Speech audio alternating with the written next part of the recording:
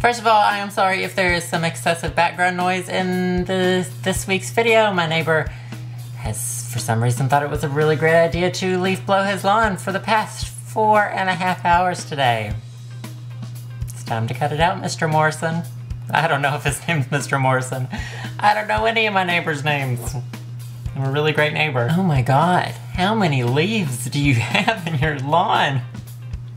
I'm sorry. I really hope that is not recording the sound that I'm hearing. Anyway, this week we are starting out with a fresh new book, Let's Pretend This Never Happened, a mostly true memoir by Jenny Lawson. So in this video, I will be introducing the book and introducing to you Jenny Lawson. Most people probably know Jenny Lawson from her blog, theblogist.com, although she's also written for other sites and for other publications as well. I actually don't think that I would be able to call myself an avid reader of Jenny Lawson's blog. I'm more of a casual reader who goes there when he wants to read something funny, but also something that's real. For example, she recently posted an entry talking about why she doesn't think daylight savings time should be real.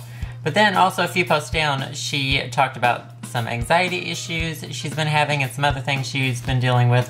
So you really get this full person in her entries instead of sort of a one-dimensional character. And this book, Let's Pretend This Never Happened, is a memoir, which means I expect it to be stories about her life through her uniquely humorous lens. I actually picked up this book about a year ago, and I read the first 3 or 4 chapters, but I was going through college graduation at the time, so I was dealing with final examinations, portfolios, all that mess. So reading it sort of fell by the wayside, and then I was reading some manga at the time, so I never really picked it back up. So I thought this would be a good opportunity to pick it back up and read it with you guys. And I did not know anything about Jenny Lawson when I originally picked up this book at the bookstore. I was browsing the humor section and I saw at the top, #1 New York Times bestseller, and that usually means it is either a celebrity book or it is good. Not that it can't be a good celebrity book. Digging myself into a hole here. But as I did not recognize Jenny Lawson's name, and I am usually up to date on celebrities, I expected it would be a good book. And also, there is a quote from Parade magazine in the cover that talks about the book. Pick 1 part David Sedaris and 2 parts Chelsea Handler, and you'll have some inkling of the cockeyed humor of Jenny Lawson. So that also sold me because David Sedaris and Chelsea Handler are 2 of my favorite authors. And reading the first 3 or 4 chapters, I think why they made those 2 comparisons is because the humor is very sharp and it is very irreverent, kind of like Chelsea Handler, if you've ever read Chelsea Handler.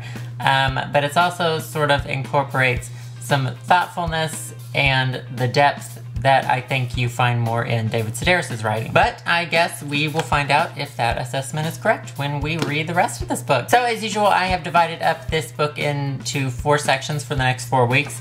So for next week, read from the introduction to the chapter titled, "And That's Why Neil Patrick Harris Would Be the Most Successful Mass Murderer Ever." I'm excited to hear what she has to say about that. This week, let me know if you guys have ever read any of Jenny Lawson's other stuff, or if you plan on reading this book with me. Also, feel free to continue leaving suggestions for future books after this one, because I don't really have the list planned out after that. I'm currently compiling it and would love your suggestions on what we should read after this book. So read up, and I will see you guys Wednesday.